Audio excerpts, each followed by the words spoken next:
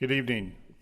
A little different tonight is we don't do all virtual. We can have at least 40 people in this room now, so we're going to have some people here and some people on virtual, but you're going to see a little more people in the commission room.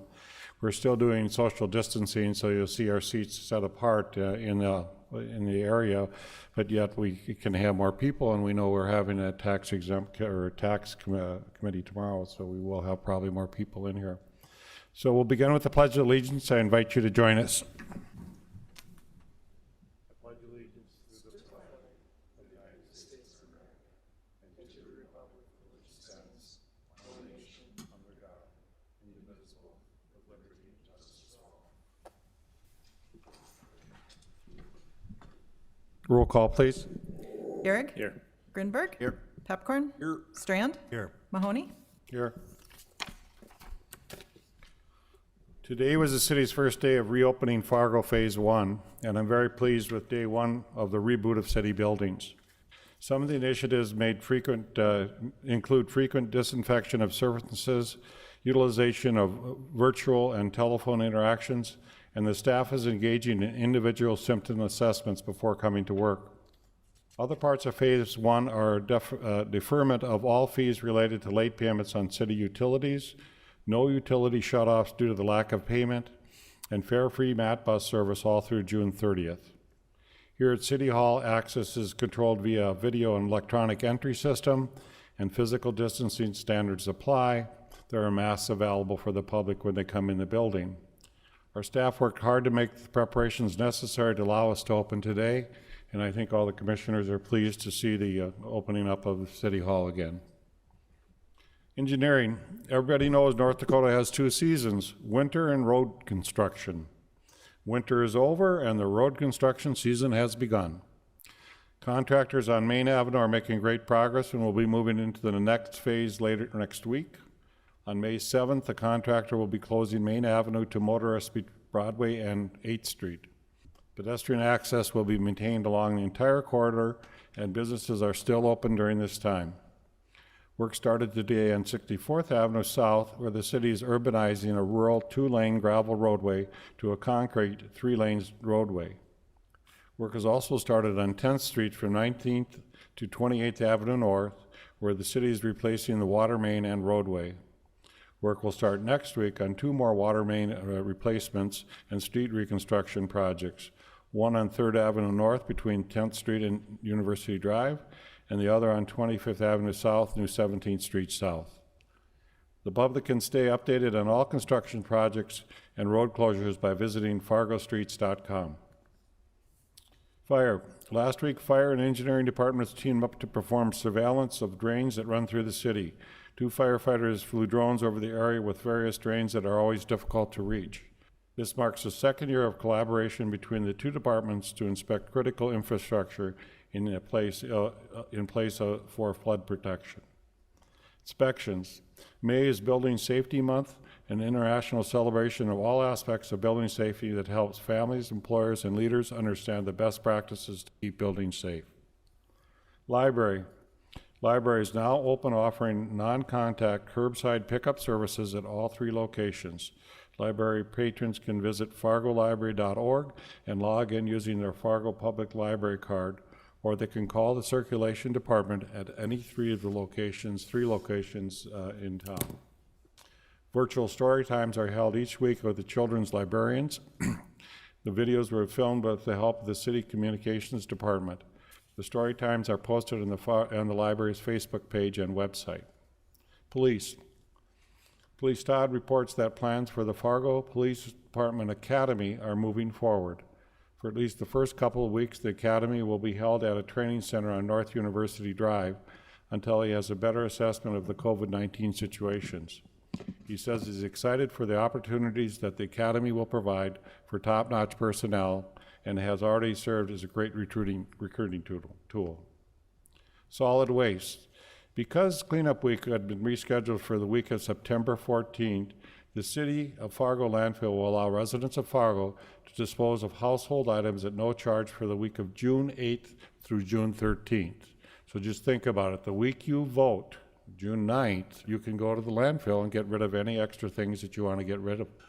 Look at the landfill site to make sure you know what types of things you can throw away, but that's a time where to have people, if they want to go out the landfill and dump off some things, they can. Other. Public Service Recognition Week is May 3rd through 9th, and during a crisis such as this we have all been experiencing this past months, it is important to express true appreciation for public employees who have been asked to go above and beyond their normal jobs and who are willing to do whatever is needed. It is vital to recognize the contribution that public service employees make and the impact their work has on the health and well-being of our city, state, and country.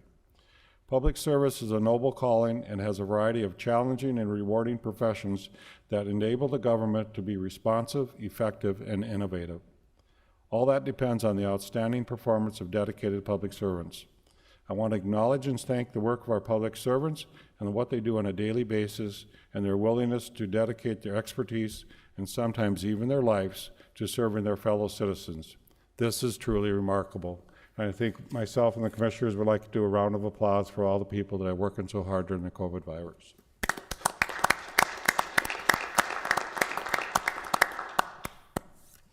And for those watching on video, it would have been a lot louder, but it's a small room, so you can't hear all the claps. But this evening, we have two short videos for you. The first was produced by nationally known Bill Young Productions for the usage across the United States by arenas, concert venues, and stadiums.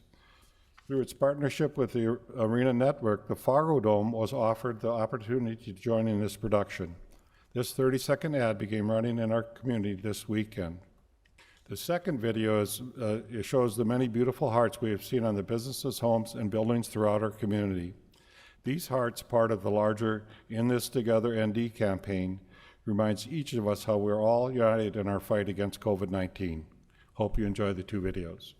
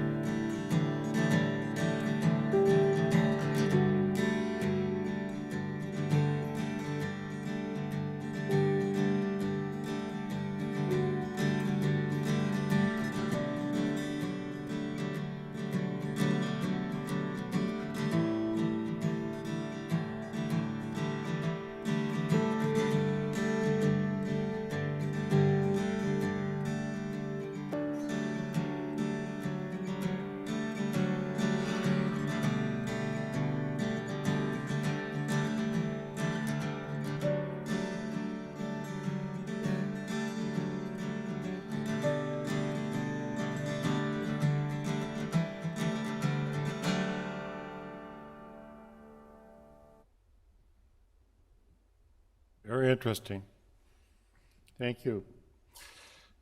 Moving forward, there's a motion to approve the order of agenda correcting the address of item number 6 to 739 Royal Oaks Drive North and adding an updated CARES Act emergency fund relief and updates under the COVID-19 update.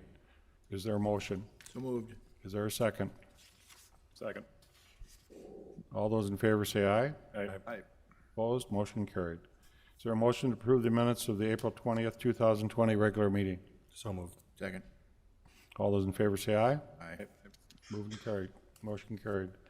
Consent agenda. Is there a motion to approve the consent agenda items 1 through 30? So moved. Is there a second? Second. Roll call vote, please. Grinberg, Aye. Garrick, Yes. Pepcorn, Aye. Strand, Yes. Mahoney. Aye. Regular agenda. Presentation on wastewater treatment plant Phase 2B expansion.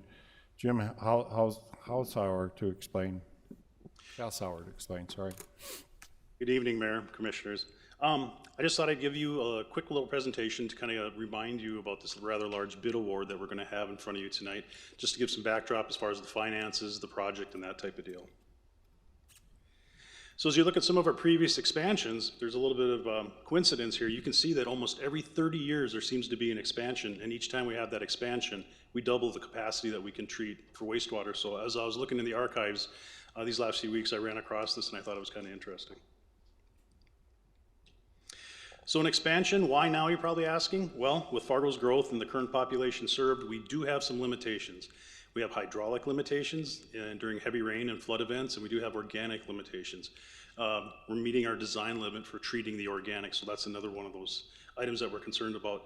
Plus regionalization. We now have connections with West Fargo and Horace, so the expansion's been kind of put on a fast track due to those regionalization efforts.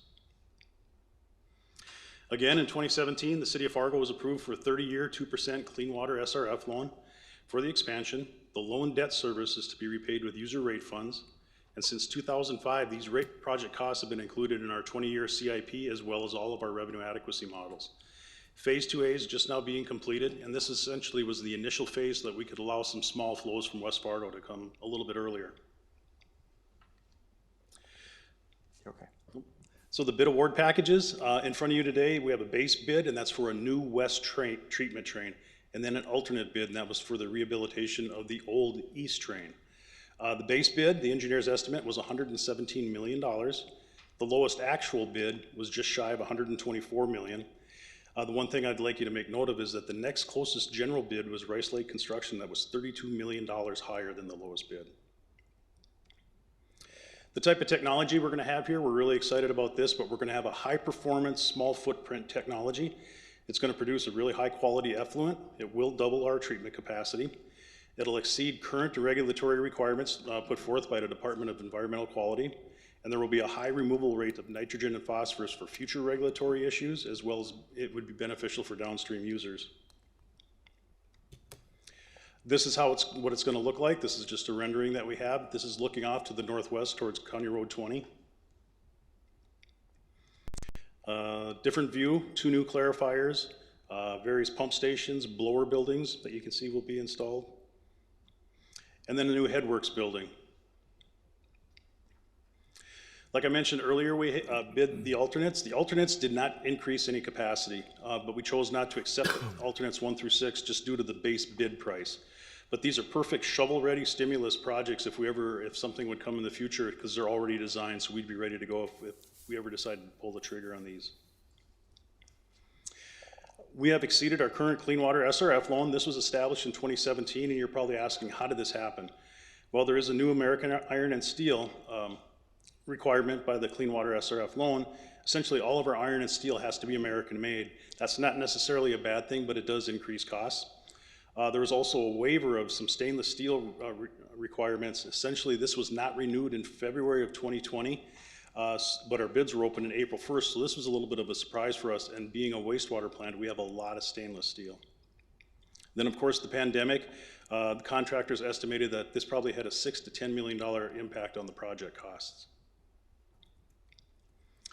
Funding plan, how are we going to cover the shortfall? We could rebid, but I get a little bit worried about the timelines with that. We may not be able to meet some of the requirements in the agreement with West Fargo.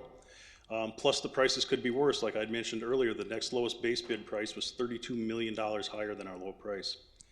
We'll continue to pursue any possible stimulus or infrastructure packages. The contractor has already provided us a list of items to potentially reduce costs. And then finally, the Department of North Dakota Environmental Quality has stated that an increase in funding is approved if needed. The one thing that's interesting about this is it actually improves our RA model by borrowing more money. So if you look at this RA model, this was before the bid opening.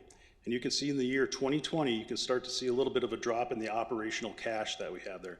That's essentially our current principal payment for this current loan. With an increase in loan dollars, this is what our RA model looks like after the bid opening. Essentially, instead of having that first principal payment in the year 2022, we can start in the year 2024. And in fact, the state health department actually told us that we could actually defer some of our principal payments to the year 2028. The reason that that's so enticing is because we have currently $4.8 million of debt service, yearly debt service on the books that will be off the books in 2028. So the RA model will even be more healthy at that time. It's all based on a few small, modest rate increases, but you can see there Fargo's rate per household is $16.50. Our neighbors, Grand Forks, Moorhead, Sioux Falls, they're all more than double. The schedule we had, we advertised for bids February 3rd, and we advertised for 8 weeks, much longer than what we generally do for many of our projects, just to give the contractors an ample opportunity to provide good bids for us. But the one date that I do really want to put out there is that the interim completion date of December 31st, 2022, that's when we'd like to accept full flow from West Fargo if they're willing to send it to us then, and at that time we'll be able to double our capacity. So in front of you today, recommended motions, I'm just asking for approval for the bid award to PKG Contracting and approve a task order from Apex Engineering for construction admin services so we can move forward with this project. One thing I'd like to point out is that the project alone includes about $18 to $20 million in just labor alone, so that's a good thing with a local contractor being right here in town. And then the other thing is Apex Engineering was competitively selected specifically for this project in 2017. So with that, I'd be happy to answer any questions. Any questions by the commission? Mr. Gridberg? So Jim, I want to double check the numbers here so I got this. So the 123.9 was over budget, correct? Correct. It put us over budget. Remind me of the amount again? The loan amount was 146 million. We have, if you recall, phase 2A, that was the early phase or the construction project that's completing right now. That was 24 million. We have 20 million in engineering, and then we have the 124 million or 123 million dollar bid award. But your engineering bid was 118 or something like that? 23 There's two separate loans for that. So we have a construction loan for 126, and then there's a construction loan or an engineering loan, so they're two separate loans. So one at a time. What's the total budget? 146? 146. And 123.8 on the screen here is 131? Well, no, there's already been, the total engineering fee will be 20 million Okay, so that's already been expended. with design and construction admin. Okay, so this is the remaining amount of engineering at little over 8 million. Correct. Okay. And so then our ability to pay is through what source? Rates. Rates? Yep. And is Mr. Costin, maybe he could come to the podium? Mr. Grubb, if need be. What's the risk to us of ability to pay of the economy? Is there any risk? And I'd like Kent's comment on that as our finance director. Certainly, thank you, Commissioners. Obviously, there's risk in everything, but we think the utilities are a solid base for our revenues. It's citizens, it's commercial. We have a heavily established commercial base here as well. In the current environment, I mean, like right now, during the middle of the COVID crisis, you're going to see some movement in payment behaviors that people might run delinquent for a period of time. You've waived some fees at this point, but I think of all of our revenue bases, it's probably one of the most secure. Our residents are living here, they're working here, they have homes here, they reside here, and they need utility services to conduct their daily lives. So of any of our revenue sources, it's probably the least volatile. And the other thing is there are sales tax resources that haven't been primarily applied to this loan. So the utility would lead. There is some safety net ability in the sales tax. So with those two in combination, I think we'll be just fine. One other final comment then about rebidding. Whose opinion is it that it's best to accept these bids? Is it City, Jim? Is it Apex? Whose professional opinion is that the market is as good as it's going to be now, or would be better to wait 6 months and bid it in the fall? Based on the conversation that we had with our staff in Apex, we did feel that it was best to probably accept these bids just because we only had 2 general contractors and we bid it for 8 weeks. So we were fearful of what it might look like if we would rebid it. Plus, obviously knowing the low bid price now, how does it change future bidders as far as like what those bids will be? So. Okay, just to clarify then, it was open for 8 weeks and you had 2 bidders. 2 bidders, 2 general, and then we had 2 electrical and 1 mechanical. Okay, thank you. Jim, just you want to talk about revenue, a little bit about revenue when we get it done? It's pretty important, as timeline as far as West Fargo and other people that might come on. Isn't some revenue risk as well if we don't get it up pretty soon? Yeah, very much so, because if you look at what we can charge West Fargo for the wastewater that we treat for them. That's a pretty big portion of this debt service that's going to help pay for it. So it's one of those things moving forward. If we delay it, we're only kind of impacting ourselves a little bit more. So Thank you. and we would also need to have this expansion just for Fargo proper eventually anyway. So this is kind of I think a win-win being regional like we are. Commissioner Strand. Thank you. I'm curious, I believe this was the project I received a call, many of us maybe heard about, this not following Davis-Bacon Act requirements. Could you explain that to us and how it fits in the bidding? We're totally endorsing the Davis-Bacon because by selecting a clean water SRF loan, we know that we're doing Davis-Bacon. I believe that there was some information maybe from the contractor that talked about the increase from basic price to Davis-Bacon wages, but us as a utility, we don't know what those differences are, you know, as far as like what they pay before and after Davis-Bacon. So Was Davis-Bacon part of the bid specs? yes. Okay, thank you. And Mr. Chairman, I've had experience with Davis-Bacon, and the prevailing wages in this market in Davis-Bacon really, from my opinion and what I've heard from other projects, doesn't drive cost because of our market and our prevailing wages. Very good. Any other comments? Do I have a motion? I'll make the recommended two motions unless someone wants to separate them out. Is there a second for the two motions? I'll second. Moved and seconded. Any further discussion? Commissioner Garrick? The only thing I'll say as far as the revenues and how we're gonna pay back the loans, and not that I'm advocating for this, but our rates are extremely low. As you saw in the chart there, the only one lower right now is West Fargo.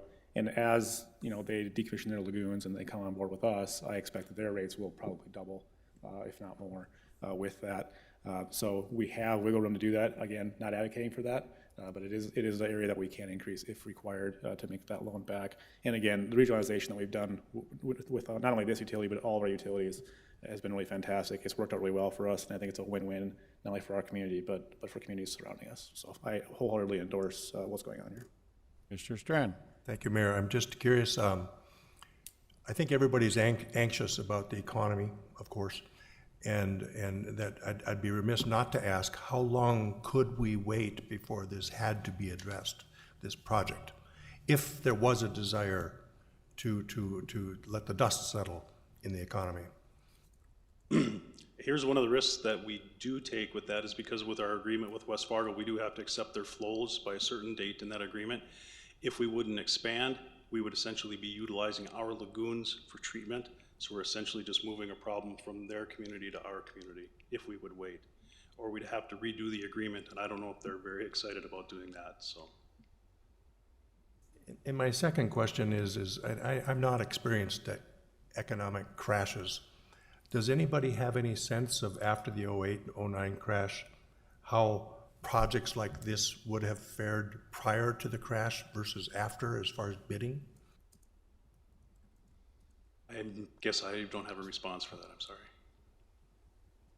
We're hoping you'd have that, John. Give us I a don't. forecast. Tell us what's going to happen. We all have anxiety about that, but most of the time, big projects like this by our utilities have fared fairly well. And I think Jim is right. If you rebid it, you may get a higher bid. We're not quite sure what will happen in 6 months. But part of what's driving this is timeline. It's the time we have to get this thing built, and we get increased revenue once we get it built. So if we didn't have that driving the equation, you could do that. You could ponder. But to Commissioner Krenberg's question, eight weeks for bidding, 2 bidders, we really didn't get a bunch of people jumping up to do this project. So it looks like a reasonable bid, and we have regional loans at 2% interest. So. And one last thing that I might add is if we were repaying this with sales tax, then I'd be quite nervous right now. But if we're repaying it with rate funds, we have a little bit more control with that. It's a little bit more stable. Any other questions? Any other discussion? Just one more question. Mr. Strand? When you say, Jim, that the COVID crisis escalated the costs, help me understand what that means. How did it raise the cost $6+ million? I think that there was some labor issues from suppliers. There was some concerns about timelines, like if they had to get a pump here by a certain date, and if they couldn't get it here by a certain date, there was a penalty. There was also less bidders, less competition for those supply chains and stuff like that. And the contractors felt like that kind of drove up the price a little bit. And when will this project be completed? We'll be ready to accept West Fargo flows by December 31st, 2022. It'll be completely completed late in 2024. John, if you go out there, some of the suppliers that are down the chain aren't running right now. Yep. I went and got some tires, and the guy said, if you come in 2 months, we're out of tires, because there's nobody making tires right now. So it is, there's a lot of stuff going out there, and a lot of what he's talking about is infrastructure, plants that are out there that are shut down or back to lower production, so they can't always guarantee timeframes. It's a difficult Mr. time. Chairman, this is specifically for Commissioner Gehrig. See those domes up there in that photo? I do, See that concrete below there? I do. As a kid in college, I was working concrete on this project. Oh, Just so the record. back in the 70s? Early 80s. That's the one we have to replace, I think. No, go ahead, roll call vote. Gehrig? Yes. Pepcorn? Aye. Grinberg? Aye. Strand? Yes. Mahoney? Aye. 32, application for property tax exemption for improvements made on buildings. Do I have a motion? I so move. Is there a second? Second. Roll call vote, please. Pepcorn? Aye. Gehrig? Yes. Grinberg? Aye. Strand? Yes. Mahoney? Aye. Item 33, Commissioner Gehrig would like to have a discussion on polling sites for the upcoming June election. Right, so I'm assuming many of us have had discussions with our neighbors about mail-in only voting and how that all works. And I'm still surprised at the amount of people that I talk to, engaged individuals who want to vote, who are asking when we're going to tell them where the polling places are so they can know where to go. So a lot of people out there still don't know that we are mail-in only. So I'd like to have a discussion, now that we're reopening Fargo, now that we have businesses open, we're opening up government buildings, what's the appetite from the city commission? I have two basic questions, and that is, one, do the commissioners want to have a polling place, at least one or more? And two, if we all agree that we should, or at least we have a majority that we should, how would that look going forward? Good question. I think Mike Bonplaisier's on. We did look into this last week, and one of the things we found out is there's some laws that block us a little bit on this, Tony. So, Mike, are you on, or do you want Eric to explain the legal issues? Eric, I'll have you give a shot, and we'll bring Mike on later. Yeah, there are, basically, just to give a little bit of background, according to the Home Rule Charter of the City of Fargo, the city has the authority to provide for all matters pertaining to city elections, except for the qualifications of the voters, the electors. And our Home Rule Charter basically authorizes, for example, the city commission to determine by ordinance exactly when the election is. But so our current ordinance provides that in addition to setting the election for the same day as the primary every even numbered year, it also just invokes by reference the state election law. And so under that framework, then there's some deadlines that have to be met under the state election law. Two in particular have already passed, and so by not having, enough time really to dive into this, the election came so soon after the COVID virus started taking hold that those deadlines have passed, and so legally it's not possible under our current ordinances combined with the state law that's referenced in our ordinances to be able to have an election or have a polling site. We've already missed the deadline for that. Commissioner Gehrig and I have talked about that. Is there any possibility to set up a polling site? Yeah, if you amended the law, that would be a possibility. Of course, that's a bit of a challenge given the short time period we have between now and the election on June 9th. But the legal answer is that right now we're too late to set up polling sites for the June 9th election for the city. In addition, the governor had it as part of his executive orders that you didn't necessarily have to have a polling site, which were before you had to have. Right. So he's also made some executive order which says that doesn't have to happen. So right now our hands are tied because April 30th the polling team would have done that. Mike, are you on? Yes, I am. You want to comment to that? If the city had wanted to get a polling site, there's a handicap to do that right now. There's really not a way to do that right now. We had to make a decision 64 days before the election, and we made that decision without fully knowing what the COVID virus is going to do to this area. And we still don't know what the COVID virus is going to do to this area. The numbers are still high. They're still growing every day. from my understanding, we haven't seen a lot of community spread. But when you go into a polling site, there is no social distancing. People wanting to vote have to go right up to the workers, present their IDs, they're right kind of in their face. They can't be 6 feet away. Then they have to go to the judge's table and get their instructions. Again, they're not 6 feet away. They're right in their face. And voters maybe feel comfortable doing that. But in general, the people we've tried to recruit to work for the election aren't all that comfortable to do that. Commissioner Garrick. I understand there's challenges, but I think we're missing the first question, and it wouldn't matter if this commission doesn't want to do it. Do the commissioners want a polling place? There certainly are going to be challenges with doing this. We have 5 weeks, though, and I find it hard to believe that we can't pull this together in 5 weeks to get one place open so that people can vote. The obvious fear is that we're going to have extremely low voter turnout for not only Fargo's elections, but for Cass County's, and I don't think anyone wants that. The biggest demographic we're going to lose out is the younger voter. A lot of people who are getting their ballots mailed to them automatically have previously lived in their home and have previously voted while they're living there. Younger people, 18 and 24, may never have owned a home. Maybe they move around every year from apartment to apartment. And we're going to miss on that demographic, which is the biggest demographic in the city of Fargo. So I understand the challenge. I understand the fears some people have. And by all means, we're still able to vote by mail if you don't want to go to the polling site. But I'm very concerned, and I'm telling the commissioners, Dave and I got elected with, I think, somewhere around 16, 17,000 votes. We're going to have a commissioner selected here with 2,000 votes. And I don't think that's a proper way to do things if we can try to move forward. So what I'm asking the commission to do is consider the fact that we can work towards opening up a polling place, take all the steps that we can, and try to get it in place before the June 9th election. If it doesn't work, then people still should be ready to vote by mail. But if we can get it to work, we'll have a much higher turnout. And even if we fail, at least we tried and to do that. So we can still get the word out, vote by mail, but get the word out also that we're working towards getting a polling place, but we have a tight timeline. If it doesn't work, still vote by mail. But the problem is that we can't establish a polling place because we missed the 2 deadlines, and the deadlines basically identify your polling place and also have what you call election judge, Mike, is that what you call it? So even if the commission wanted to try to do a polling place, we're unable to do it legally right now. Is it not true, Mike? That's my impression, and I think that's Eric's impression also. The other thing is when we talk 5 weeks before the election, that's not a lot of time.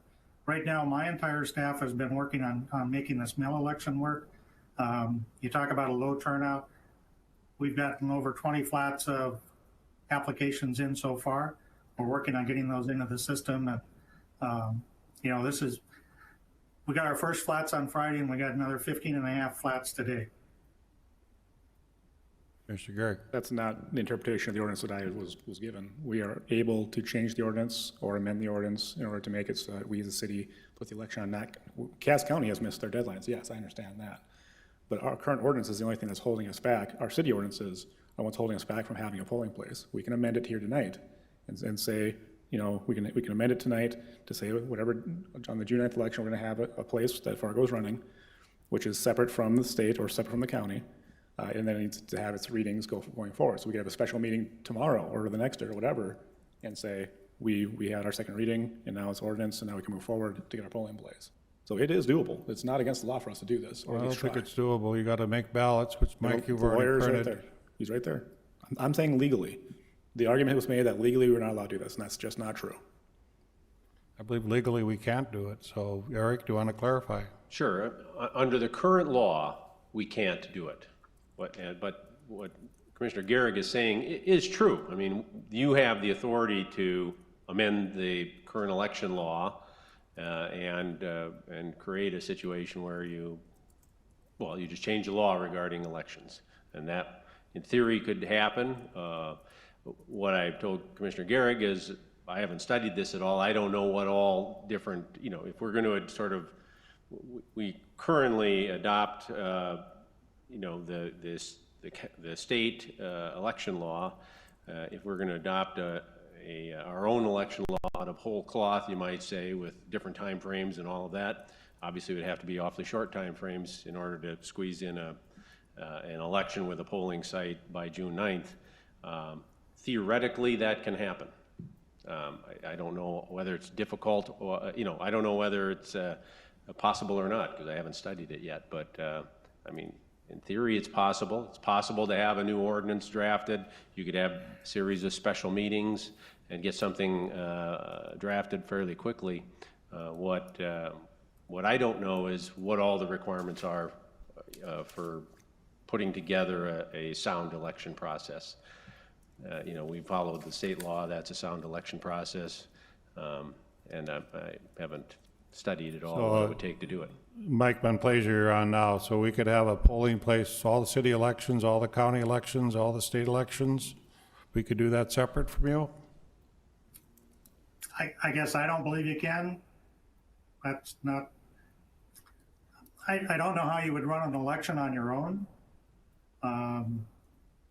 We're tied in electronically with the state. That's where our poll workers get all their information when they register voters. I don't have a clue how that'd work. Mr. Strand. Mayor Mahoney and Mike, I'm just curious, 30-some counties, I believe, right now in North Dakota already do mail-in balloting. Do we have any evidence that that lowers the vote turnout or raises it? No, it's increased it from the information we have. Commissioner Gehrig, do you have a sense that that would be different here, or I'm just curious? Yeah. Absolutely, I do. People are used to doing it a certain way. Every election, they know where they're going to poll, and if it's changed, they know that we have, a week-long, early voting, and that's increased the numbers, right? And just in the amount of people that I've spoken to asking me when I'm going to tell them where the polling places are, and I have to tell them it's by mail only, and they're like, well, I don't think you're right. People still don't know. With all I know everyone's been trying to get that word out. The paper, the city, everyone has been trying to get that word out, but it's just not getting out. So I'm making a prediction that it'll cut it by 80%. I think it'll be way low. And I don't think that's what you want. I don't think it's what Tony wants. I don't think anyone wants that who's running for commissioner or any other position. So if we can make a try to get a polling place open, I think we should give every effort. Any other discussion? Greg, could you put up the slide, please? I just, mailing ballots gone out. Mike, I don't know how many mailings you've done so far in the county. Can you give me an idea of the estimate, what you've sent out?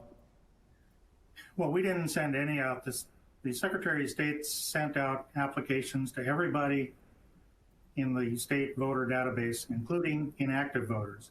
So even if, I got a call from a guy who lives in Lake Park, hasn't lived in the state for 10 years today, said he got one. That's, it's not because it's fraudulent or anything. It's because they tried to make sure that they hit everybody possible that is an eligible voter. And that's why I say they're going to do an extra mailing for those people who haven't turned 18 yet, but will turn 18 before Election Day. They're going to send out another mailing to them. They're trying to hit everybody they can. They sent out approximately 80,000 in Cass County so far. So I just wanted to show on the TV website that you can go to. Many of us already received our ballot applications.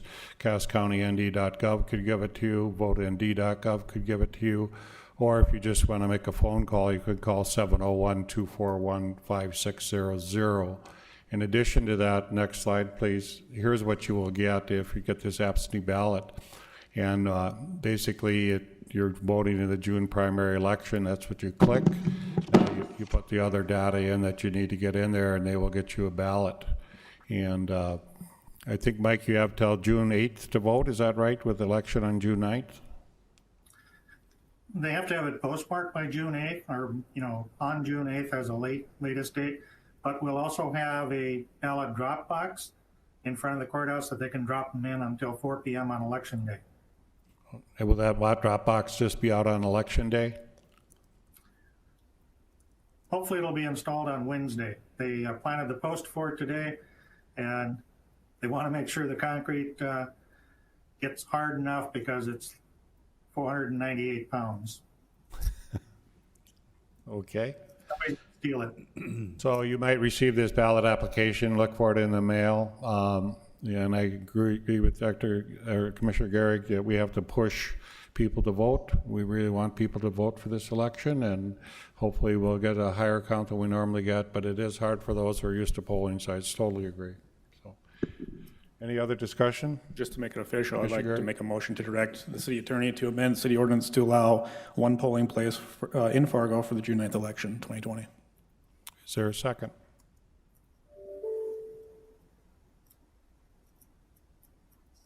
Motion dies for lack of a second. Go to the next item. Mayor. Commissioner Strand. What I would, Commissioner Garrick, I think the people really embraced your discussion to assure there's a voting turnout.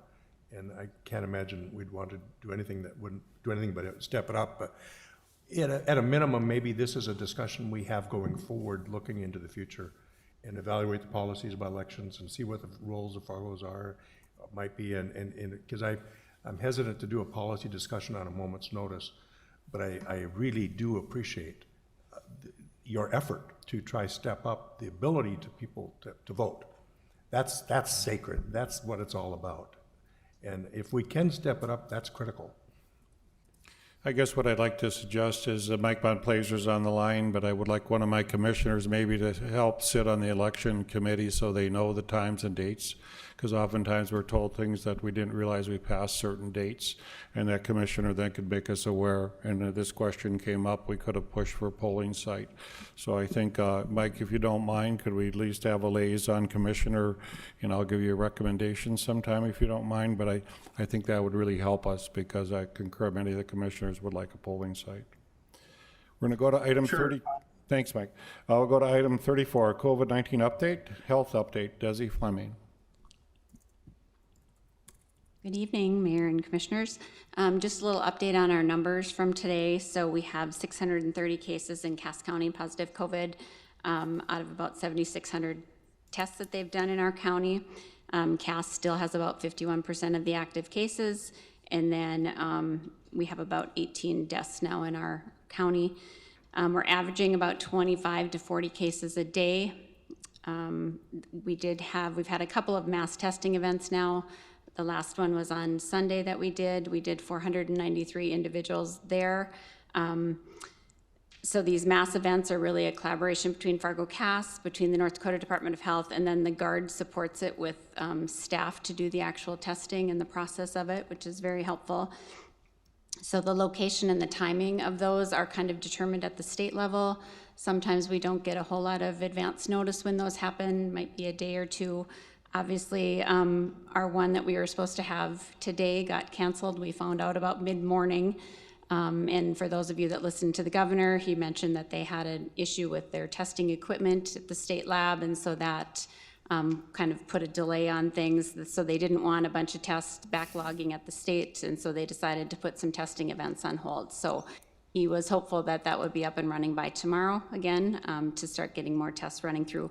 So then I would expect to see some higher numbers in the next day or two, just so you're aware that that backlog is kind of sitting there a little bit to run through. So they determined that we're going to have a mass testing event. We do have the latitude to kind of determine the groups that we want to focus on. So, rather than doing an all call to everyone, we really want to focus on those cases that are individuals that are close contacts to positive cases, those that might be symptomatic, those that might be essential workers that care for other people. Those types of people are the ones that we want coming through these events, and probably will do that going forward as well. So we continue to handle all the contact tracing. We have still over 30 staff now that are designated to that effort. And so we get all of the results back from these mass testings. So the first one at the Dome was over 1,000 people. This one is almost 500 people. We are responsible for calling everyone back or getting in touch with them via text or via email. We're going to try to use Everbridge now for our negative contacts this next go around to see if that might help smooth out the process a little bit. But anyone who would be positive from those events, we would contact. Also, some of the other testing that's going on in our area, long-term care, is also being, most of those facilities are being tested. I think by May 9th is their goal, and then I think they want to kind of do a recurring testing protocol for some of those higher risk areas.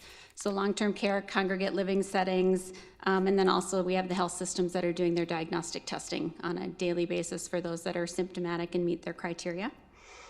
The other things that we are highly involved with are fit testing. Of course, as businesses are opening up and people are wanting, you know, that PPE and the masks and all of those things, we do fit testing for some of those businesses so that if they are utilizing the N95s, that they are make sure that they have sealed and proper fit before they use those. And then our last area that we're spending a lot of time in is the Everbridge mass notification system. And so we managed people's lists. We upload lists for them of staff or whatever groups they have. And then, so like this week when some of the long-term care testing was scheduled, but then it was postponed, we then send out those messages to, you know, staff or family members or whatever, so they would all know about that the testing was postponed and why. So that's kind of how we use that mass testing system. So we do have a couple of emergency management interns that have been assisting. Doug Murphy is the main person that handles the Everbridge, and one of the interns has now been hired by the state health department in order to help us at Fargo Cass, because we have a huge amount of long-term care and obviously a huge population here in Cass, so they are going to help us with that support. Desi, we've had some questions about what your environmental health does and the bars that are reopening, inspection type of issues. Could you just explain the differentiation of what they will do? And I'll ask Chief Todd next to what he would do if he saw too much crowding in a bar. But what does your team do in new rules? Yeah, so mostly like with the restaurants and places that we normally would license, we have been kind of doing a hybrid version of that all along, so we never really did close to any type of inspections. We've just been doing more, you know, virtually and on the phone and different things. So for the restart, we are basically doing from an education base. You know, we can help with recommendations for what they should do for, you know, their hygiene practices, for their spacing, for that type of thing, but we don't really have any enforcement authority to do those, and I don't believe that the PD does either, but that's, you know, the governor has kind of put it out there that we will help to monitor that, but really it's based on education that we can help with at this point. Dave, Todd, do you have some comment on this? I know radio station's been calling you. Yeah, much like what Desi just said, we see our role as kind of an educational role where we're gonna, when we need to go speak with people and explain why the governor has recommended what he has recommended and ask that people abide by what he's recommended. Thank you. And Any questions? the other thing, just to give you another little fact, for some of the businesses that we don't typically license now, like if it's hair salons or that type of thing, you know, we will give them educational support, but we really have, you know, we haven't really dealt with them much in the past, but anybody who calls, we can provide education and give guidance on what they should need for their business. And they have to find their own masks or gloves or what they need. This, Yeah, so we can sure sure help with the fit testing piece of it, but the PPE that we have at the health department is really reserved for, you know, group homes and long-term care and public health. Thank you. Any questions? Commissioner Strand. Desi, how are you and all your people holding up? We're tired. You know, it's been a long 6-7 weeks, but I will say that, you know, staff have been really gracious to just do whatever we need them to do. And so that's been the nice thing, is just having people who are willing to get out of their comfort zone and to show up every day and do what we need to do. And so for that, I'm grateful. Well, there's no doubt we have heroes in our midst and people on the front lines doing a really gargantuan task on behalf of the public. And I know you know this, but please alert us. Please watch out for yourself. Watch out for each other. Make sure we're all taking care of you all too, and keep your batteries charged. Keep your emotional levels as high as you can. But by all means, make sure you reach out to us as the leader of your department and the public health effort in the community. And from the bottom of our hearts, thank you all. for the work you're doing. It's just unbelievable. Thank you, appreciate that. Very good, thank you. We're going to have an update from the Cass Clay Food Partners. Resolution established a moratorium to permit the keeping of up to 6 chickens. Good evening. Thank you for your time tonight. If you remember from our last meeting, my name is Kim Lepetsky. I work at Fargo Cass Public Health. And joining us this evening, too, is Noelle Harden from the University of Minnesota Extension. She is with us via video chat. And we are the co-chairs of the Cass Clay Food Partners. At the last commission meeting, we provided an update about the Cass Clay Food Partner Network and what the group has been doing to address food access issues during COVID-19. We had also mentioned that we're hearing a lot of questions and concerns from residents about the ability to grow their own food. And there's been a lot of questions about what is not allowed. Questions like, can I garden anywhere in my yard? Can I raise more chickens? Can I grow food on the boulevards? Can I have a temporary greenhouse? Those types of things. Many of us, myself included, didn't really know the answer to some of these questions or have a clear understanding of what is and is not allowed in the cities. In addition to this, we cover 7 different jurisdictions with different sets of rules and regulations. So we decided to do some research to take a look at what the rules are, and we put that research in a frequently asked question type of format, something that was easy to understand. And as we did this, we also looked at what might be the codes that limit the ability for residents to grow their own food and how those limitations might be addressed, especially during this pandemic.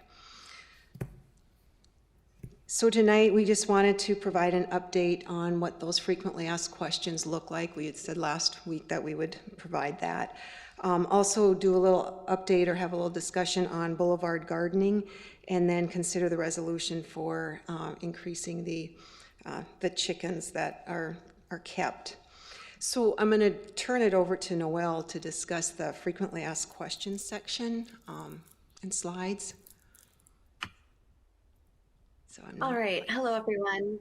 And thank you, Kim. You can go to the next slide, please. So this is a list of the 7 jurisdictions that we represent through the Cass Clay Food Partners.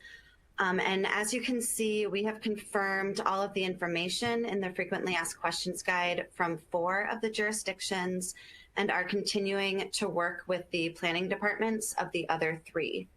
And our intent is to release this guide through our social media and through a press release as soon as we have confirmed with all 7 jurisdictions. And please go to the next slide.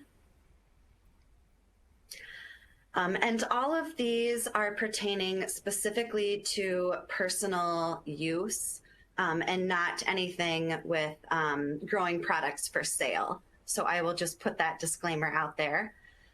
So the information that we have for residential gardens, these are allowed in all the jurisdictions.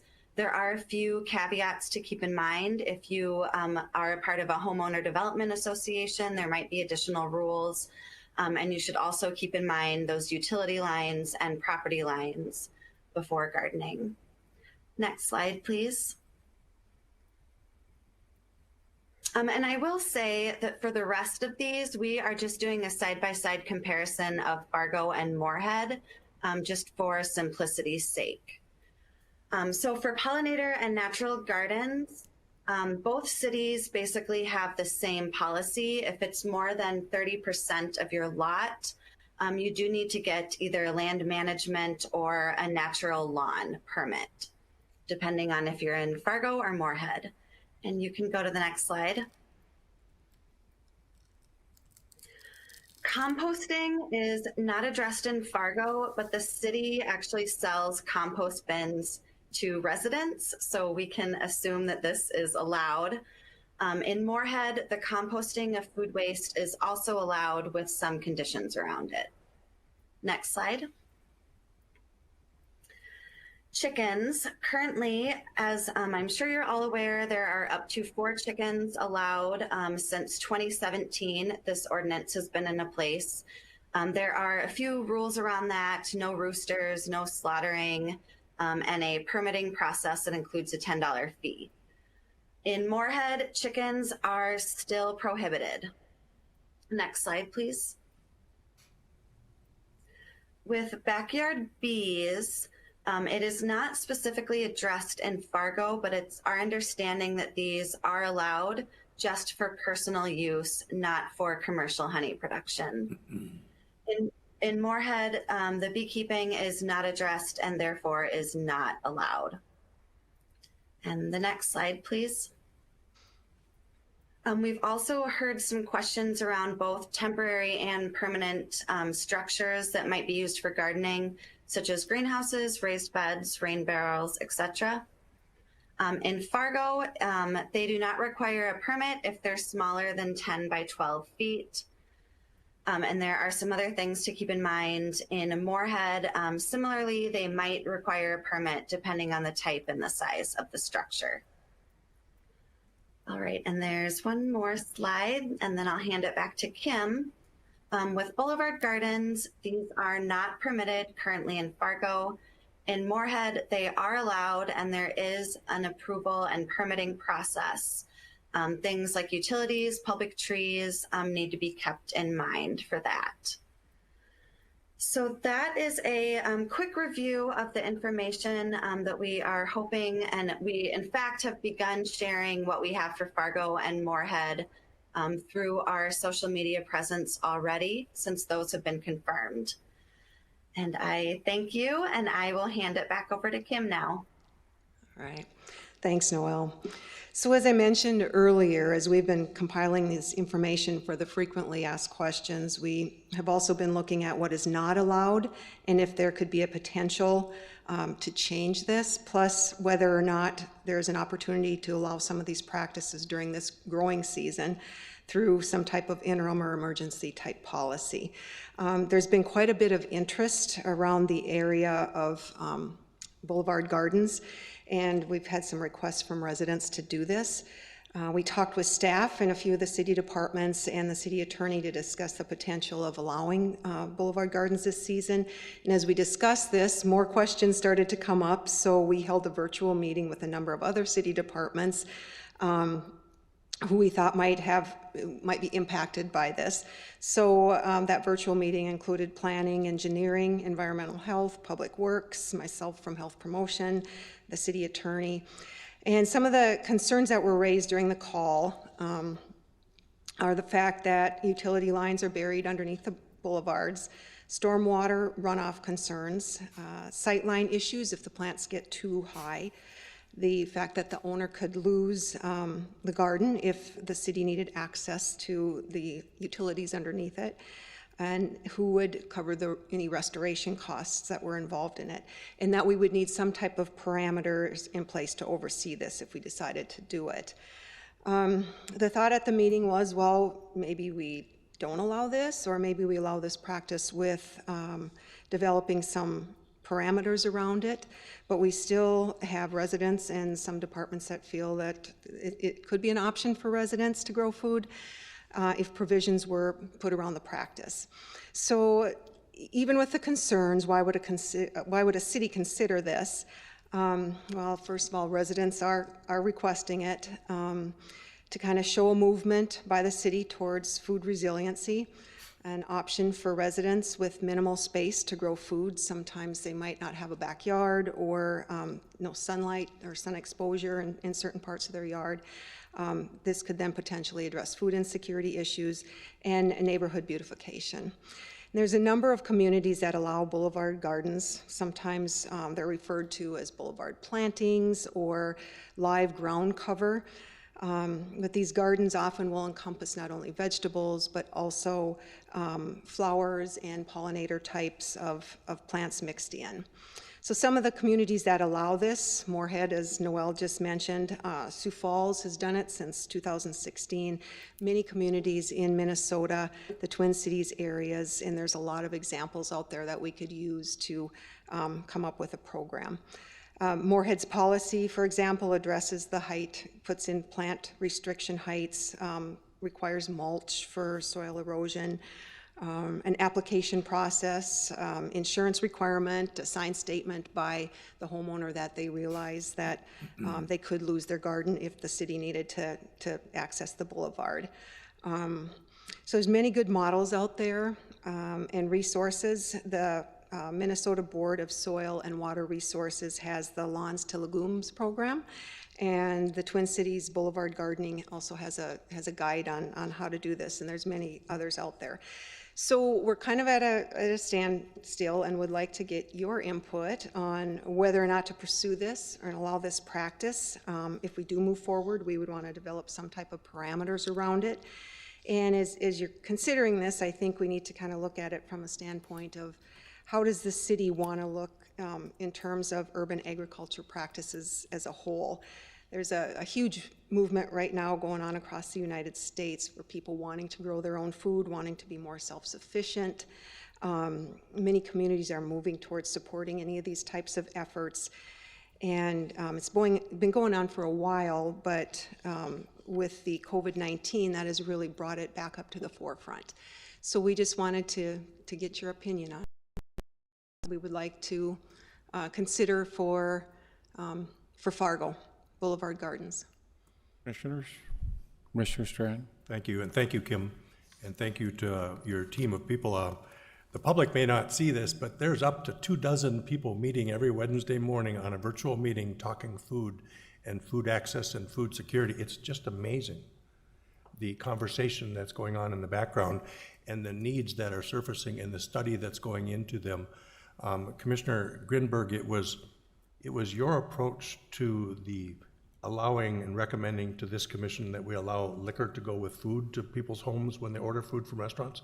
That was the model that affected this discussion of maybe we'd look at needs of the community, but do it with an interim mindset and with a sunset in the end, so that we can, in the moment present, address the needs of people, but also give us time to look forward to see what worked and what didn't work and what would be the best long term. But I'll say this, if somebody's hungry, they're not free. If somebody, and we don't, in our culture, we don't go around and advertise the fact that somebody might be unemployed or might be poor or might be having trouble getting food on the table. It's just a really humbling experience. So in my view, anything we can do to in a supportive way allow people to address their own food security needs in their own home, that's just essential. We don't want people to have to go out and beg and have to put themselves into that type of a situation. So that's my sense, is if there's opportunity here to help people, if we can go to 2 more chickens, fine.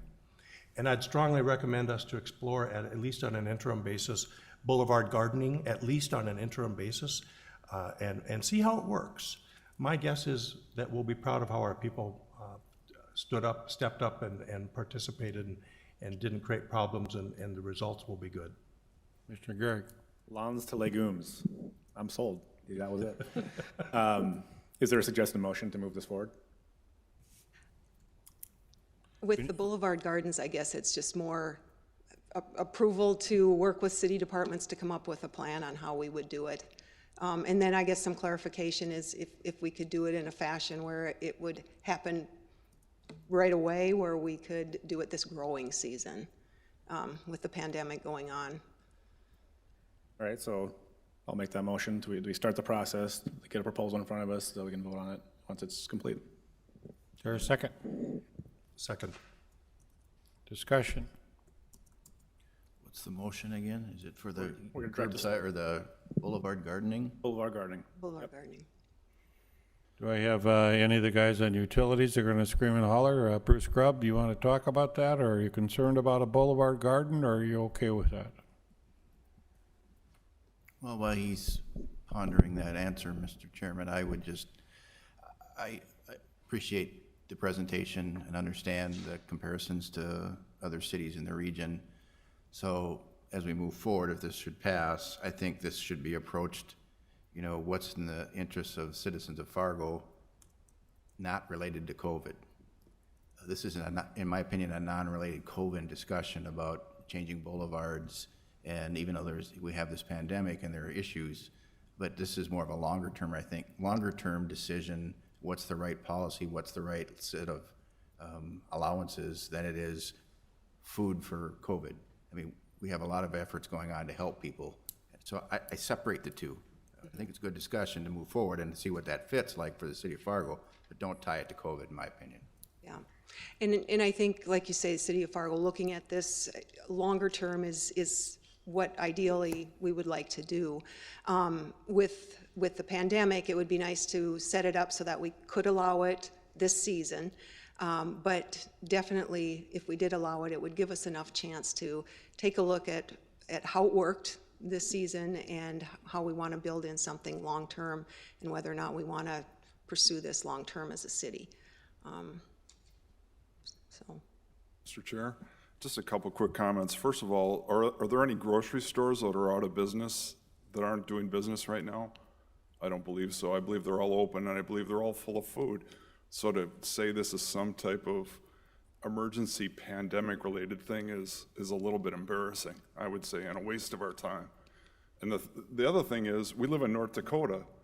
If you go about 2 miles, there's unlimited farmland, and so this isn't Manhattan. So the other thing is, if I had a neighbor, I think you should have this approved by your neighbor. If I have somebody building that next to me, I would not enjoy it. So I think you should have to have at least your next door neighbors approve it, because I've seen them. They don't usually look that nice. So that's just my opinion. But to spend this time during a pandemic on Boulevard Gardens is hard to believe. Thank you. Well, some of the gardens are beautiful if you see pictures of those, and it's just another way or another means of people being able to grow their own food.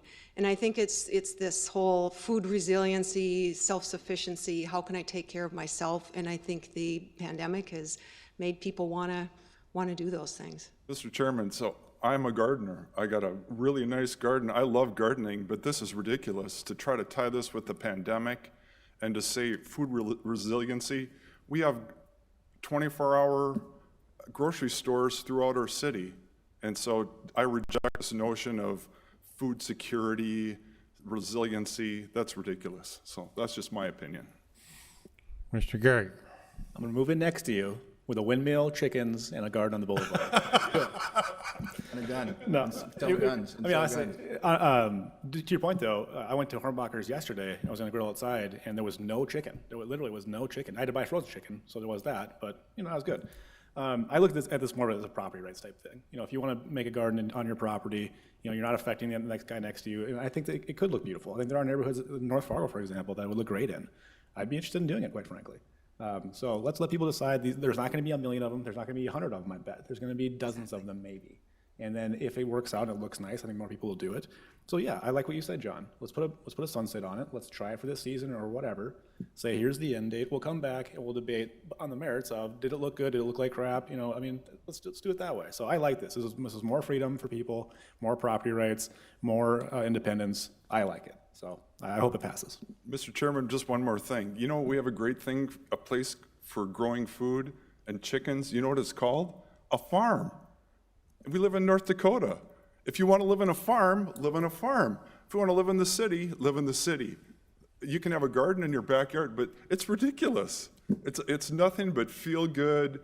I'm so wonderful, I can provide for myself. It's like, come on, man. It's North Dakota. It's not Manhattan. 2 miles away, there's farms. All right, thank you. I apologize, but that's how I feel. Thank you. Before I go back and forth, point and counterpoint, just for clarification, is what you're asking for right now is to have a look into it, but you would actually have to bring an ordinance back. Right. They're gonna put together the proposal, ordinance language, come back to us. We'll debate the language. Next meeting would be the idea. I would hope so. Right, and we'd like to do it next meeting so that we could consider it this growing season if we could. Bruce Grubb, have you time to formulate your thoughts now that you've heard the back and forth, or? I believe there's a gentleman in the audience that wants to speak. Is there somebody in the audience who wants to speak? Can I interrupt? Sir, if you want to speak, you can come up and give your name and speak at that podium right over there if you want to speak. Is that what you were trying to signal? All right, then I'll come and see you after the meeting. Thank you. Mayor, I haven't had a chance to look into this yet. I apologize. This is just a question of utilities. So utilities go across the boulevard sometimes. It is a concern, but yet how deep are those utilities? Well, a water line, for example, is 7 feet or lower to get below the frost line so it doesn't freeze. So it would be private utilities like cable telephone that aren't buried very deep, but that's why you call before you dig. So you'd weigh in on this ordinance as well. You'd have your utility team. Okay. Any other discussion? Roll call vote? We're not voting on the chickens. Boulevard. Boulevard. Okay. No chickens yet. We have to do that next. Gehrig. Yes. Strand. Yes. Rindberg. Aye. Pepcorn. No. Mahoney. Aye. Can we have the other motion on the chickens, please, Kim? Can you do you have that teed up or not? Yep. The other question that has come up is the number of chickens that are allowed. We are asking for your consideration in a resolution establishing a moratorium to permit keeping up to 6 chickens. Currently it's 4. It would go into effect immediately and with an end date of the end of the growing season, September 30th. And if this goes well, the idea is down the road to take a look at making this permanent if everything goes well. So, motion. I'll make the motion, but I want to add that before it sunsets, that you come back and talk to us and tell us how it went. Was there any problems? Is there a second? Second? Any discussion? Yeah, Mr. Chair, just one thing. This is a serious thing. It's called public safety. And when you have multiple chickens, there's multiple diseases. And believe it or not, the coronavirus, this actually pertains to that, doesn't it? And so I think this isn't a frivolous thing. Once again, we live in a city. If you want to have chickens, knock yourself out. It's called a farm. Come on.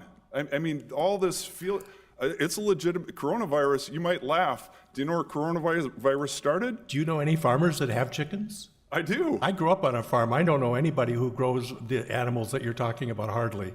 Anyway, just wanted to add my point. Thank you. And coronavirus did not start through the chickens, so it's not. You know what it tied started to with? the chickens. Bats. Yeah, but it's not from the chickens. Yeah, so we're not going to debate this. It's not related at all. Okay. Commissioner Grinberg. You had me all the way until you said you're going to come back and extend it beyond the moratorium.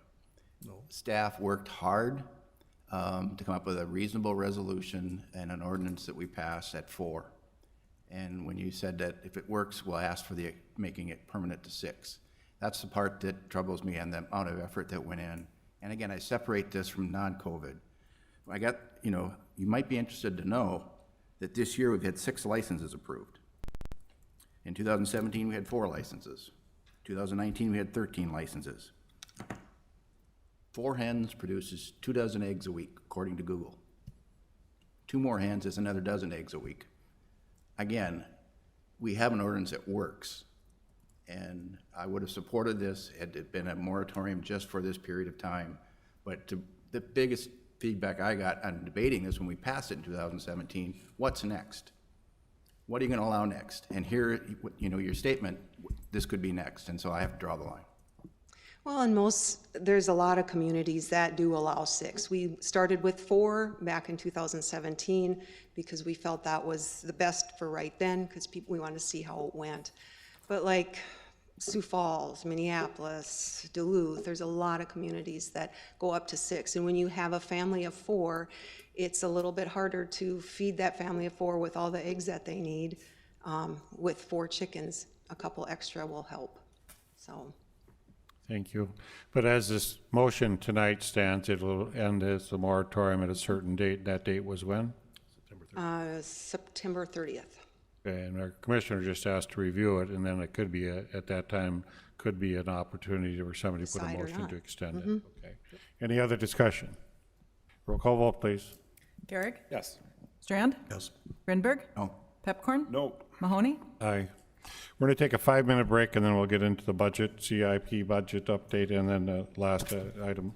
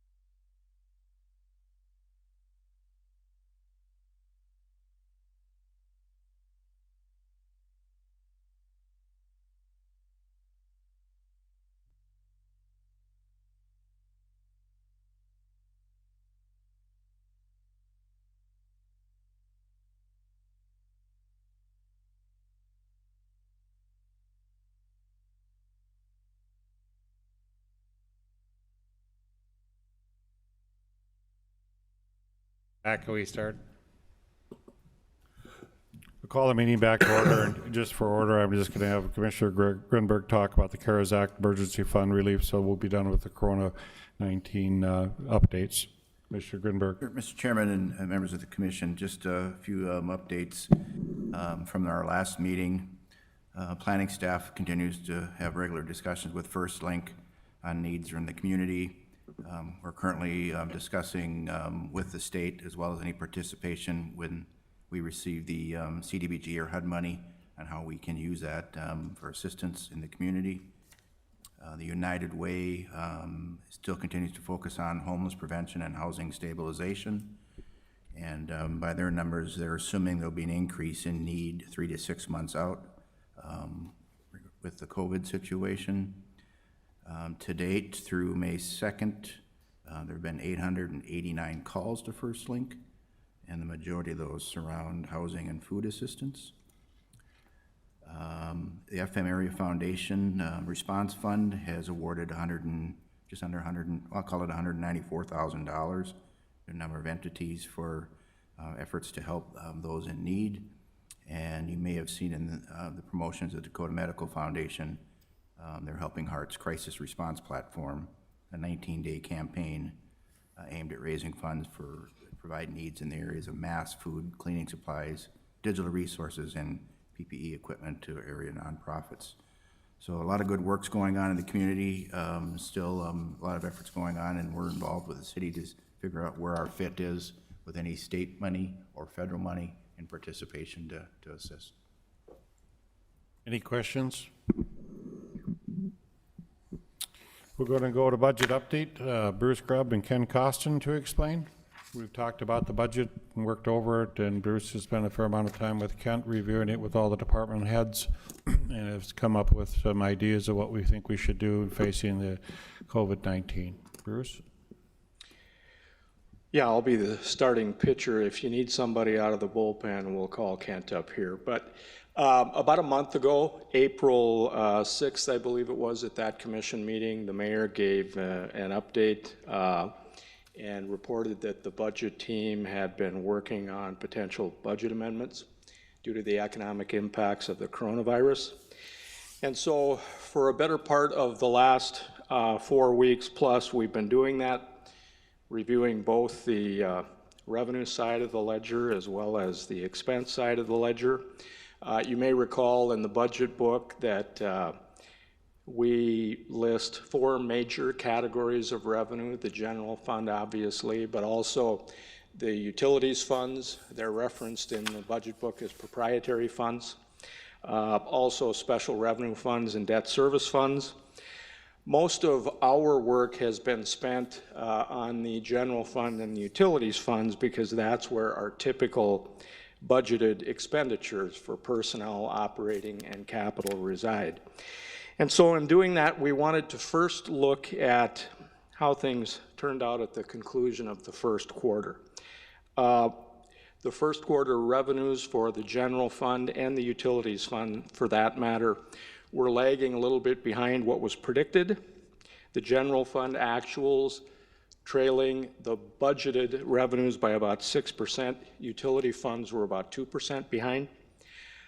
And for the utility funds, as a former enterprise director, that isn't really unusual for this time of year because we routinely see fluctuations in revenues because now we're getting into the high outdoor watering season, construction season, landfill activity picks up. So in this case, we really wouldn't be concerned about the utility funds, and we're not bringing forward any budget recommendations for the utilities yet. We'd like to get in and watch this second quarter performance and see how things are going. But the general fund, trailing in the first quarter by about 6%, you know, it might be a little concerning on the revenue side, but interestingly enough, our expenses were also trailing by about 6%, 6% less being spent through the first quarter. But on a typical year, we would think everything's great. But looking ahead, we anticipate that the second quarter and maybe the third and fourth quarters might not be typical. So knowing that, We wanted to try and predict what the second quarter, third and fourth quarter revenues might look like. But at the same time, we also wanted to look at our available fund balances, research any potential stimulus funding that might become available to us. And so in doing all of that, our first cut at general fund revenues, we came in at about a $6.5 to $7 million decline, or that we would trail what we had projected at budget time. The good news is, though, the CARES Act got some, our transit program has already gotten a $7.9 million stimulus package, of which that's 100% grant funded, of which 50% of that can be used for operating expenses in transit. So that being in the general fund helped take that burden off the general fund somewhat. So all in, we, as a budget team, took it to the Finance Committee last week based on where we are today, where we think things might be going. We would guess that our revenues in the general fund would trail by about $3 million. So the next thing we did was we jumped to the expense side of the ledger. And we worked with department and division heads to go back through their budgets again, try and reprioritize and identify items that, if we had to freeze or suspend spending at this time, what could you offer up in the way of volunteer spending suspensions? And I just got to say that I'm really proud, because I got very little or no pushback from anybody. And so I think that was great. We were able to put together a list of recommendations that we're recommending be suspended at this time, kind of a step one in our budget management process here. We certainly hope that we have the ability to flick the switch back to the on position at some point this year, but we may not, and we all know that going in. So the other thing moving forward is we think that we need to continue to monitor this almost on a monthly basis. We get monthly revenue and expense reports. I think when we get those, we have to go through and update all of this. So the list of recommendations that we have today are on the second page of your report of action. It impacts all three legs of the general fund: personnel, operating, and capital. Personnel to the tune of $980 million, and that involves not filling certain full-time vacant positions, curtailing our part-time seasonal help, restricting overtime and workers' compensation. And the operating leg of the budget, we're recommending freezing $472,000 at this point in time. We have suspended all travel, both in and out of state, conferences and training, both in and out of state, general supplies, office supplies, and a myriad of other individual line items. And then capital. In the general fund capital, Fund 101, we're recommending freezing about 40% of what was approved in the budget. And then we also have Fund 475, which is our equipment capital fund. And at this point in time, we're proposing suspending 30% of that. Those two combined are about $1.5 million, so $3 million in reduced revenue based on where we are today, and $3 million worth of frozen spending. I just wanted to point out that we also have three other major CIPs that exist outside of this, and you've heard about these before. One is the engineering CIP, better known as the street CIP. Brenda will be coming up to talk about a proposed reduction in that CIP due to the status of the prairie dog funding and declining sales tax. And then we also have the water utility and wastewater utility CIPs. Those we're not proposing to take any measures at this point, but the second quarter we may come back with some recommendations. But again, no prairie dog money going to either the wastewater or water CIPs. So the recommendation tonight, as a first step in dealing with the budget, is to approve a list of the budget suspensions as shown, and suspend those until further notice. And we would appreciate the commission's consideration here. Again, I hope step one is the last step. We don't know that yet, but we'll be monitoring this very closely as we move forward. Any questions of Bruce Grubb? Thank you. We'll take Brenda. Maybe while Brenda's coming up, I'll just have a comment, not a question for Bruce, but I don't think anybody's going to be able to predict what 3 months, 6 months from now is going to look like. But one has to believe that it's going to be glasses half full. I guess that's the way I look at it, that we've got our challenges state and locally. I've had 2 separate conversations with state officials in the last week, and both independently shared with the data and the economic analysis that they have seen shows oil prices coming back to $35, $40 in late 21 or early 22. That gives you a sense of the economy. And when you look at the state sales tax collections, oil exploration, oil drilling is a significant part of the sales tax generated at the state level. Here locally, in visiting with job service officials, last week the unemployment claims, the rise in claims week by week since COVID started has slowed, and it's going the other way, which is a good sign. Less people are drawing unemployment, less impact, and that level off. The opinions are that most of those that are filing for unemployment here in our region expect to go back to work in a short period of time, which is a good thing. Still not data available to prove that, but that's what is being shared anecdotally in the offices.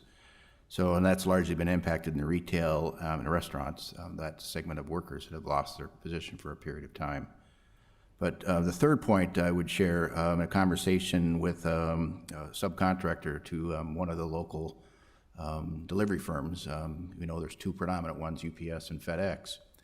I won't name which one that I had this information shared, but the subcontractor growth week by week in the last 5 weeks has grown 40% week by week. And their estimation is that people are still buying, but they're not going out, obviously, right? So their sales tax driven by that. But their forecasts say that the behaviors and changes isn't going to change. They can't find enough drivers. They can't find enough equipment to deliver the demand of boxes coming into our community.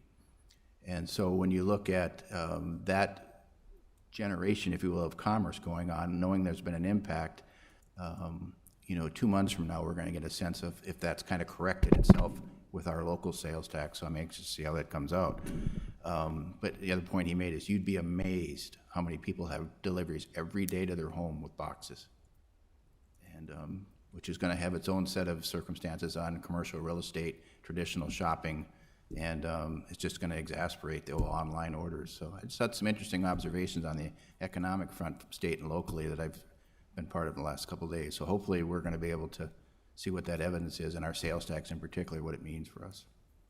Before Brenda starts, maybe we'll finish this motion. Can I have a motion that Bruce Grubb brought up to us, a suggested motion? Can I have? Move to approve. Second. Second. Any discussion? Bruce, good work by the team. I think you guys did excellent. Roll call vote. Gehrig? Yes. Grinberg? Aye. Pepcorn? Aye. Strand? Yes. Mahoney? Yes. I didn't want you to have, wait for another thing to come. I wanted you staged all to be yours and Tom's, so you're on. I always find it interesting. I'm always at the end. Whether it's a construction update or adjustments, I always get the end. So I get to close out the meeting, I guess. So attached to what you'll see is Tom and I, once we got into the COVID pandemic and we were evaluating our project schedule, and then also looking at not knowing what we were going to bring on for seasonal help. Typically we'll hire at least 10 to 11 seasonal help for the summer, and not knowing when we'd bring those on and if we'd bring them on.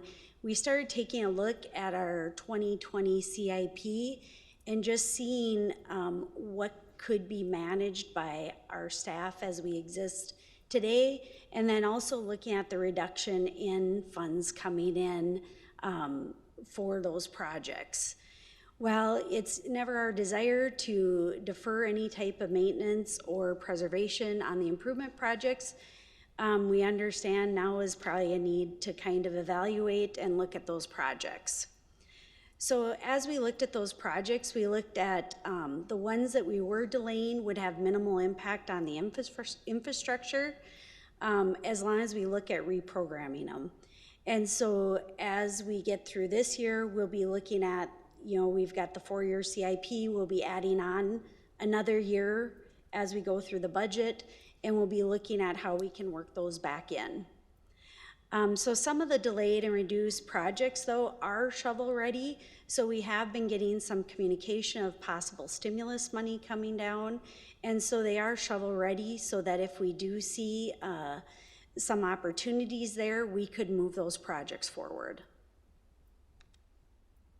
So the original CIP that was approved was about $108.5 million. Using about $7.5 million of sales tax and prairie dog funds. The proposed revised CIP is almost $82 million, and will use almost $10.5 million of prairie dog funds. And so it's about a 25% reduction in the overall CIP with a 41% reduction in the funds. So originally, we had 46 projects planned. 14 of the projects have been bid and awarded. 4 of the 14 were reduced in size by addendum before bidding. 7 projects have been created and will be bid. 1 of the 7 were reduced before creating the projects. We have 10 projects that were eliminated, and we'll be looking at reprogramming them. And then 15 projects are still being developed. And I'll let Tom finish from here. So I'll try to go through this pretty quickly. Just want to give a brief overview of kind of some of the changes that we made in the different categories that we track in our capital improvement plan. So federal aid and water main replacement, street reconstruction projects, there were no changes in those categories. In our arterial roadway project category, we did eliminate a paving project on 45th Street from 52nd to 64th. I'll just mention that at the time we created our CIP, it was kind of unknown what types of development would drive that project this year. And some of those just haven't happened, and so there won't be a need for that project.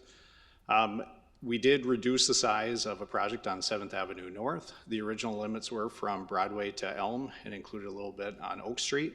And those limits have been pulled back just to be from Broadway to 2nd Street.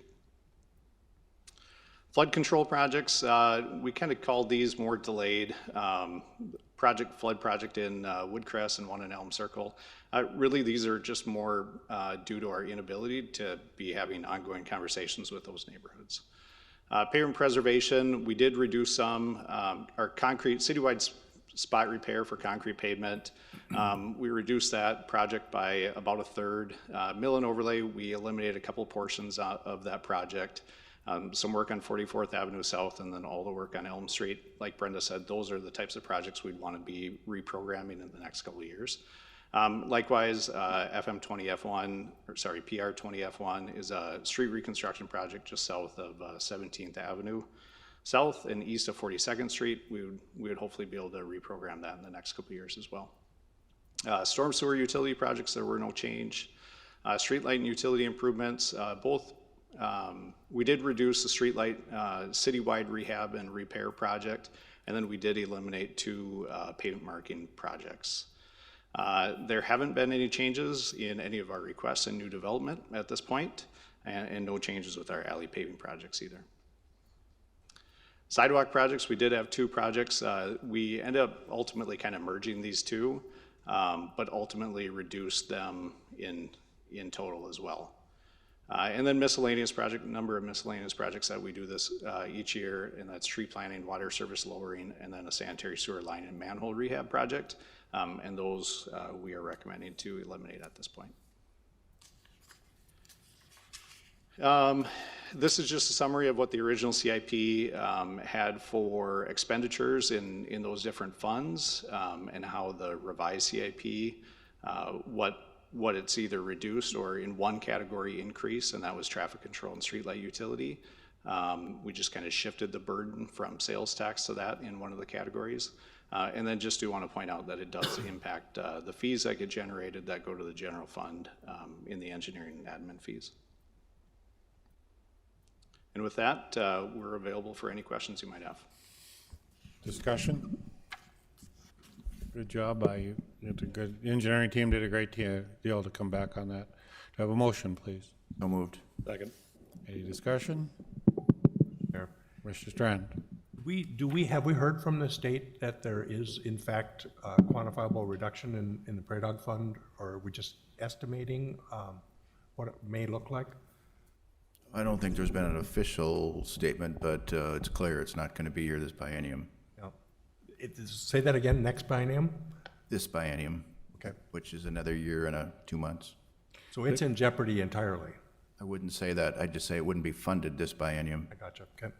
The governor, when he did the State of the State discussion, it hadn't quite filled, John. So then now that's happened, he has come out and said, don't necessarily, and Blake Crosby has also said, don't necessarily pretend on the prairie dog funds this year.